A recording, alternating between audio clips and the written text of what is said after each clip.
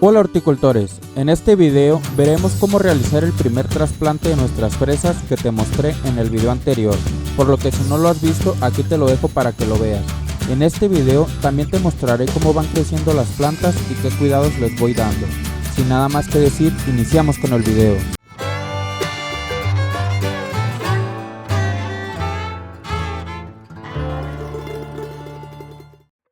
Para hacer el primer trasplante de nuestras fresas, yo te sugiero que primero lo hagas en recipientes pequeños y que ocupen poco espacio, porque puede que no todas las plantas sobrevivan, y así no habrás desperdiciado tiempo y espacio en colocarlas primero en una maceta muy grande. Para el trasplante, yo utilizaré una charola como esta, un almácigo pequeño que recorté de uno más grande y también utilizaré sustrato. El sustrato que yo tengo aquí es una mezcla de peat moss y perlita en relación 2:1, es decir que por cada 2 litros de peat moss utilizo 1 litro de perlita. Para el riego no voy a humedecer directamente el almácigo como se hace normalmente, sino que le agregaré el agua en la charola para que el agua suba por capilaridad y humedezca todo el sustrato. Para que se humedezca bien pueden pasar algunas horas, esto yo lo estoy haciendo un día antes de trasplantar. Si tú no quieres esperar, igual puedes humedecer directamente el sustrato, no hay ningún problema. Yo le puse una cantidad de agua de modo que alcanzara unos 5 milímetros de alto de donde inicia el almácigo para que el agua y el sustrato estén en contacto, si no, no se humedecerá porque el agua no podrá subir. Una vez hecho esto, ya tendremos preparado el lugar donde colocaremos nuestras plantas de fresa. Recordemos que en el video anterior te mostré cómo se veían las plántulas de fresa a los 16 días después de ponerlas a germinar, las cuales están aquí. También te mencioné que ya era necesario trasplantarlas porque podrían etiolarse por falta de sol. Algunas personas también le pueden llamar ahilar, y esto pasa cuando las plantas se alargan excesivamente en busca de luz del sol. Aquí también ya tenemos listo el sustrato que puse a humedecer anteriormente. Lo que haremos a continuación es hacer unos pequeños hoyos con un pedazo de madera. Yo lo haré con este color amarillo que fue lo primero que encontré y que me puede servir. En estos hoyos que estamos haciendo vamos a colocar nuestras plantas. No es necesario que los hagas tan profundos, de unos 5 milímetros aproximadamente será suficiente. Después de haber hecho esto, ahora sí vamos a trasplantar. Para esto puedes utilizar unas pinzas pequeñas que tú tengas a tu alcance. Lo único que yo encontré que me puede servir son estas pequeñas sacacejas. Con ellas tomaré cada planta con mucho cuidado y las iré colocando en el almácigo. Yo estoy colocando 2 plantas por cavidad del almácigo, pero en mi experiencia te recomiendo que solo pongas una, porque después de que crezcan y haya que cambiarlas a una maceta más grande podrías batallar en separarlas y terminarías por sacrificar una planta si no tienes el debido cuidado.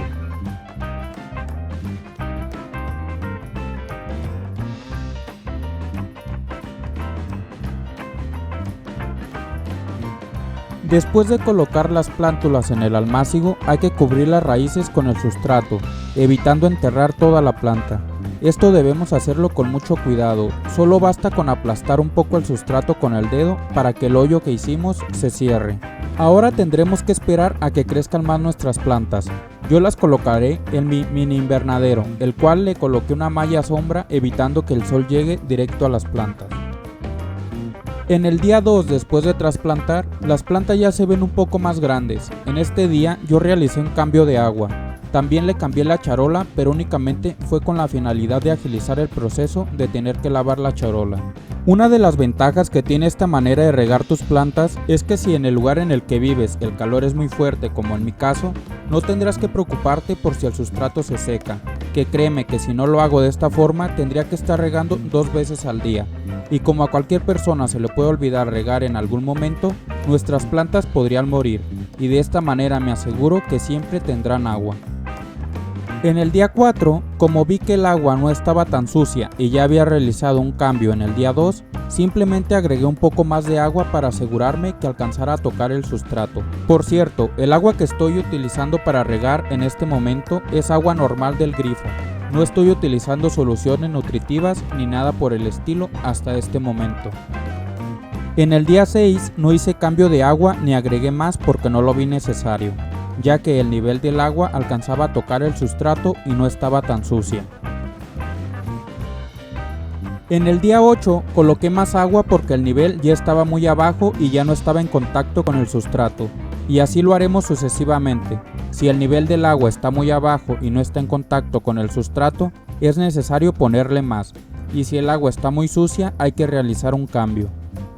Ahora te dejaré en pantalla lo que fui realizando día con día hasta que se llegó el momento de trasplantar, pero no te vayas, que aún faltan muchas cosas que debes saber. Más adelante de este video te explicaré los cuidados que le hago a mis plantas para que crezcan fuertes y sanas. Y nuevamente te invito a que si no estás suscrito al canal te suscribas, porque estaré subiendo más contenido en los próximos días que seguramente te interesará ver. En este día podemos observar que ya empieza la aparición de algas. Es esa capa verdosa que se alcanza a ver en la capa superior del sustrato. Pero no te preocupes, es normal que esto aparezca por la humedad del sustrato y porque recibe la luz del sol, dos factores que necesitan las algas para crecer. Continúa viendo el video porque más adelante veremos una sencilla tarea que retrasará el crecimiento de las algas en lo que hacemos el segundo trasplante.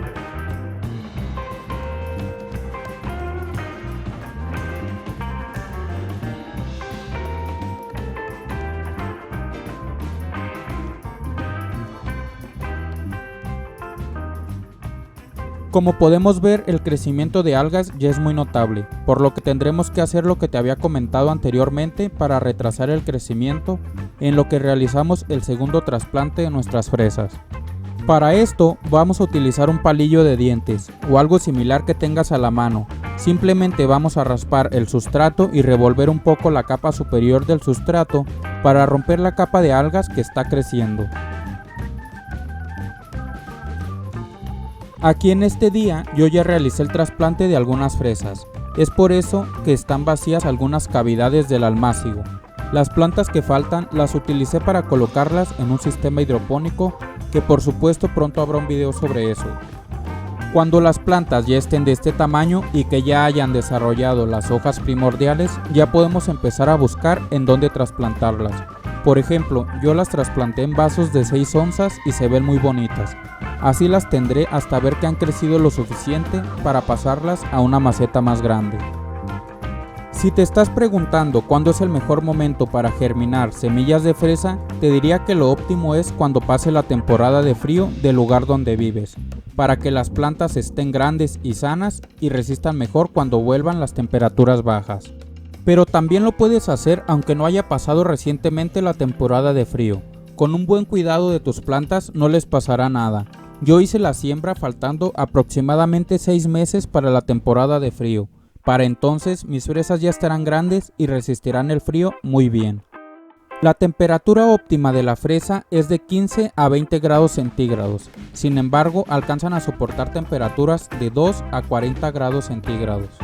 Ahora te voy a explicar algunos de los cuidados que yo le hago a mis plantas de fresa. El sustrato que utilicé en los vasitos es únicamente peat moss porque observé que después de un tiempo en la perlita comienza a crecer algas más fácilmente que en el peat moss. Para fertilizarlas y que crezcan sanas, yo utilizo una solución nutritiva con una conductividad de 1 milisiemens. Esta solución nutritiva se las comencé a aplicar después del segundo trasplante, cuando ya estaban en los vasitos, y la solución nutritiva que utilizo es reciclada de los sistemas hidropónicos en donde coloqué las otras fresas que te comenté anteriormente.